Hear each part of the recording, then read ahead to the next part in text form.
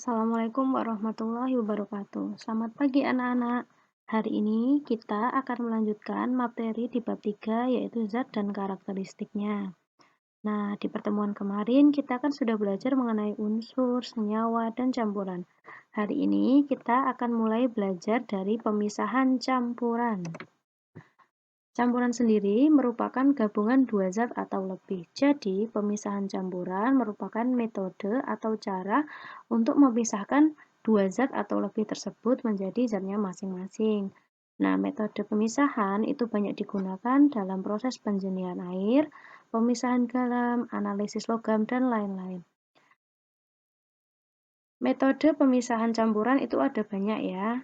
Yang pertama yaitu penyaringan atau filtrasi, yaitu metode pemisahan campuran yang digunakan untuk memisahkan cairan dan padatan.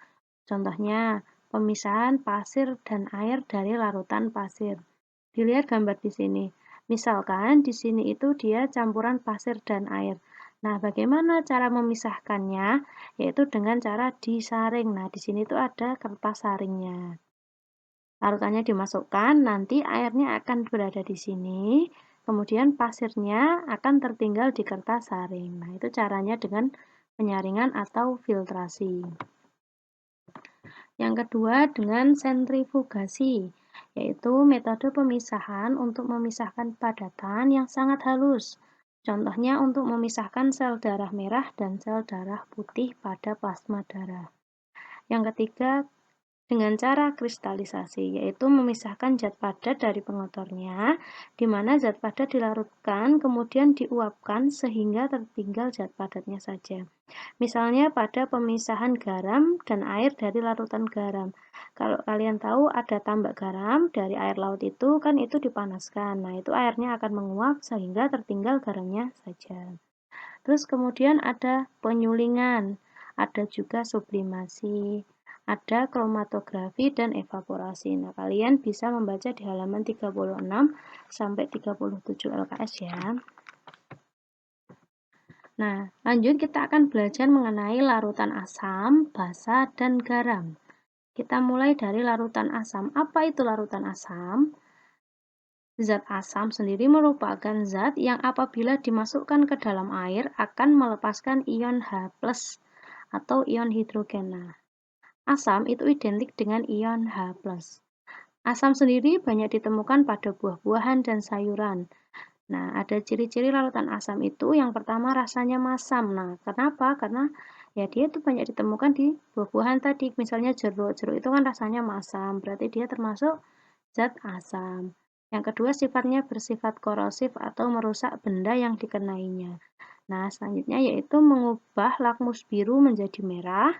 Dan apabila diteteskan pada lakmus merah, warnanya tetap merah. Jadi, asam apabila dikenai pada lakmus, baik biru maupun merah, warna akhirnya akan tetap merah. Asam memiliki pH kurang dari 7.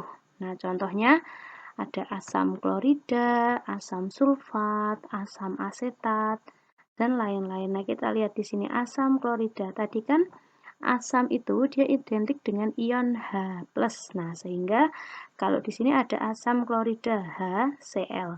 H ini dia melambangkan kata asam. Jadi di sini ada H, kemudian Cl ini dia adalah lambang dari klorida. Makanya asam klorida itu dia lambang kimianya HCl. Kalau asam sulfat, nah ini asam H juga. Kemudian sulfat, ion sulfat itu SO4. Di sini ada asam nitrat. Asam itu juga pakai H. Kemudian nitrat ionnya yaitu HNO. Ionnya yaitu NO3. Jadi asam nitrat kalau digabung menjadi HNO3. Nah, cirinya tadi kalau asam ada H-nya. Kemudian basa. Basa adalah zat yang dilarutkan dalam air melepaskan ion OH- atau ion hidroksida. Nah, basa itu banyak ditemukan di alat mandi kalian seperti sabun, sampo, pasta gigi. Selain itu juga ada di dalam obat ma, ada dalam pupuk, banyak ya kalau basa. Nah, ciri larutan basa itu yang pertama pahit rasanya. Nah, yang tadi kan ada sabun yang tidak dikonsumsi itu rasanya pahit. Kemudian terasa licin di kulit. Nah, kalian kalau habis mandi kan licin ya. Nah, itu karena ada basanya. Kemudian, nah ini ada perbedaan kalau di asam tadi merubah warna lakmus menjadi merah. Nah, kalau di basa mengubah warna lakmus merah menjadi biru dan apabila diteteskan pada lakmus biru warnanya tetap biru. Jadi, apapun warna lakmusnya bila dikenai larutan basa warnanya akan berubah menjadi biru. Nah, ini pH-nya lebih dari 7. Kalau asam tadi kurang dari 7. Nah, contoh dari basa itu ada NaOH. NaOH natrium hidroksida. Nah, kan tadi cirinya ion hidroksida itu ada OH-. Nah, ini contohnya NaOH. Na itu dari natrium dan OH itu dari ion hidroksida. Nah, ini juga ada MgOH 2 kali. Mg itu magnesium, kemudian OH di sini dia melambangkan ion hidroksida. Ada juga KOH, CaOH 2 kali dan lain-lain. Nah, yang ketiga yaitu garam. Garam itu apa? Garam merupakan zat yang dihasilkan dari netralisasi asam dan basa. Jadi dari campuran asam dan basa. Nah, ini reaksinya seperti ini. Asam ditambahkan dengan basa akan menghasilkan garam dan air. Contohnya, tadi kan di contoh asam ada HCl, asam klorida. Nah, basanya kita pakai NaOH. Nah, ini kita tambahkan HCl ditambah OH, NaOH menghasilkan NaCl plus H2O. H2O ini adalah lambang dari air. Air itu H2O. Ini caranya gimana? Kalau kita dilihat HCl ditambah NaOH. H sama OH-nya kita tambahkan. H-nya ada 2, O-nya ada 1, makanya jadi H2O. Kemudian Cl dan Na-nya kita gabungkan menjadi NaCl. Jadi Na ditambah Cl menjadi NaCl, kemudian H ditambah OH menjadi H2O. Ini sama ya, sama yang bawahnya HCl ditambah KOH. K ditambah Cl menjadi KCl, kemudian H yang ini, H dari HCl, ditambahkan OH- dari KOH, itu membentuk H2O. Hanya kan ada 2, 1, 2, O-nya ada 1, makanya ditulis H2O. Begitu juga dengan HNO3 ditambah KOH.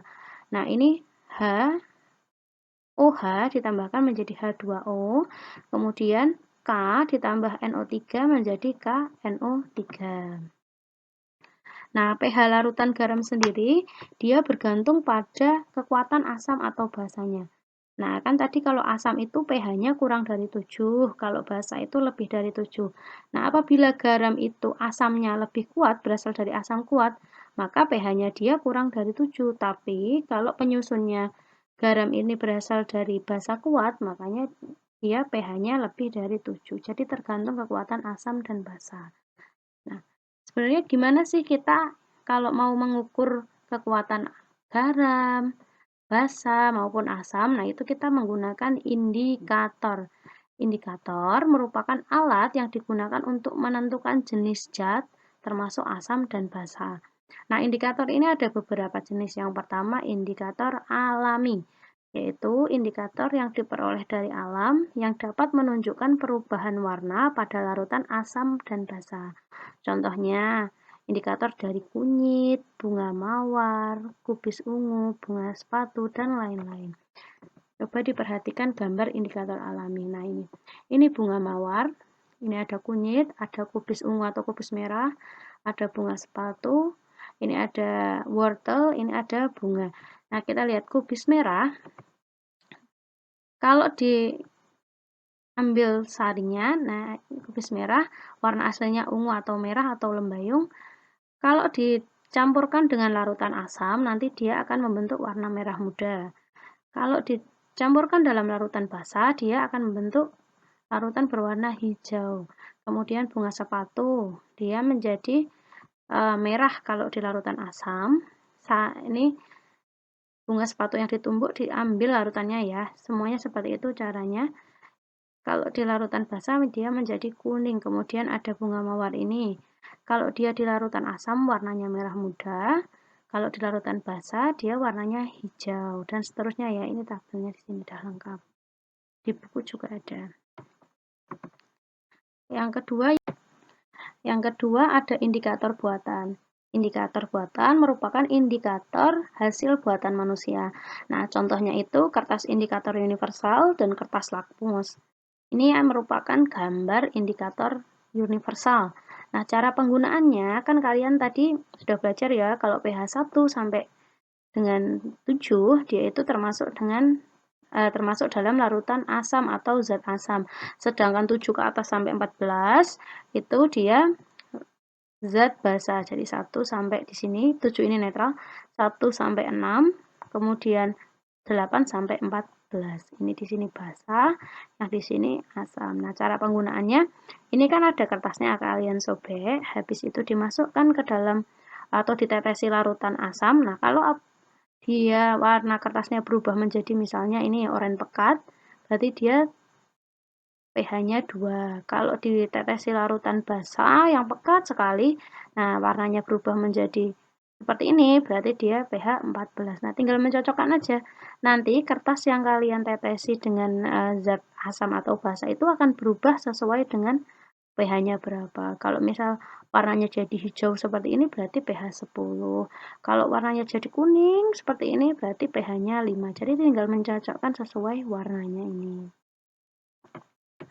Nah, ini yang selanjutnya yaitu kertas lakmus. Nah, tadi kan sudah belajar kalau di larutan asam atau zat asam apabila kertas lakmus ini ditetesi zat asam, nah dia akan berubah menjadi merah. Kalau yang biru berubah menjadi merah, yang merah ya tetap merah. Jadi kertas lakmus apabila terkena larutan asam atau zat asam warnanya akan menjadi merah. Nah, ini ada contohnya. Larutan asam ya, ini bawain larutan asam, ini lakmus biru awalnya. Dimasukkan berubah menjadi merah. Kalau yang merah ya tetap merah. Kemudian yang basa. Basa itu kalau kertas lakmus biru ditetesi larutan atau zat basa, warnanya akan menjadi biru. Kalau lakmus biru ya tetap biru. Nah, ini contohnya ini. Di bawah ini dia itu larutan basa. Ini kan awalnya merah. Ini lakmus merah dicelupkan, lakmusnya berubah menjadi biru. Kalau yang biru ya tetap biru. Kalau netral, netral itu pH-nya 7 ya, pas tengah-tengahan. Kalau asam tadi kan 1 sampai 6. Terus basa itu 8 sampai 14. Nah, netral dia itu pH-nya 7 pas tengah. Jadi kalau pas lakmus merah ditetesi larutan netral ya warnanya tetap merah. Kalau yang biru ya tetap biru. Nah, seperti ini. Ini kertas lakmus biru dimasukkan ke larutan yang netral, dia warnanya tetap biru. Misalnya di sini tuh air. Air itu dia itu pH-nya netral. Jadi kalau dimasukkan ya tetap biru, yang lakmus merah ya tetap merah. Nah, kita materi asam basa selesai ya, kita lanjutkan ke perubahan benda. Perubahan benda itu berlangsung dengan dua cara. Yang pertama perubahan fisika dan yang satunya lagi perubahan kimia. Apa itu perubahan fisika? Yaitu perubahan yang tidak disertai dengan terbentuknya zat baru sehingga sifatnya hanya sementara. Nah, contohnya membeku, mencair. Apabila kalian punya air putih dimasukkan ke dalam freezer, nah lama-kelamaan akan menjadi es batu ya. Tapi kalau kulkasnya mati akan balik lagi menjadi air. Nah, itu makanya disebut perubahan fisika atau perubahan fisika yaitu perubahan yang sifatnya hanya sementara. Jadi bisa balik lagi ke awal. Awalnya air biasa, membeku jadi es batu, terus balik lagi menjadi air biasa. Nah, itu kan berarti tidak membentuk zat baru. Yang kedua yaitu perubahan kimia. Perubahan kimia merupakan perubahan yang disertai dengan terbentuknya zat baru. Jadi kalau sudah berubah tidak bisa balik lagi ke awal. Sehingga sifatnya ini permanen atau selamanya. Nah, contohnya kertas dibakar menjadi abu. Awalnya kertas, kemudian dibakar menjadi abu. Nah, abu ini kan tidak bisa dibalik lagi menjadi kertas. Jadi sudah selamanya bentuknya abu, jadi tidak bisa balik lagi.